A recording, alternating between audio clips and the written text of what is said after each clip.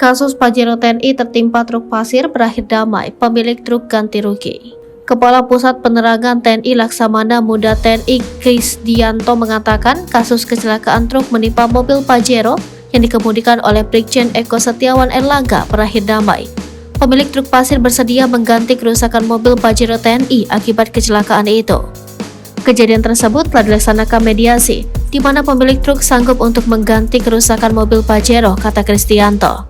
Media sosial sebelumnya diramaikan dengan sebuah unggahan yang menampilkan mobil Pajero TNI tertimpa truk pasir di Cibubur. Dalam video beredar, mobil TNI yang dilengkapi dengan lampu rotator tampak akan putar balik dan masuk ke jalur kanan. Namun, mobil tersebut tiba-tiba ditabrak sebuah truk pengangkut pasir yang berada tepat di belakang mobil Pajero. Truk itu kemudian oleng dan menimpa mobil Pajero. Karena dalam kondisi miring, pasir di dalam truk tumpah dan menimpa mobil. Sebelumnya, Krisdianto menuturkan bahwa insiden itu terjadi pada Jumat 23 Desember sekitar pukul 5.30. Ada dua kendaraan roda 4, yakni truk dengan nomor B9315CYT dan mobil dengan nomor registrasi 569110, ujar Krisdianto. Dua kendaraan datang dari arah yang sama, yakni dari Cibubur. Dalam hal ini, posisi truk pengangkut pasir melaju di lajur paling kanan dan mobil Pajero di lajur dua tengah.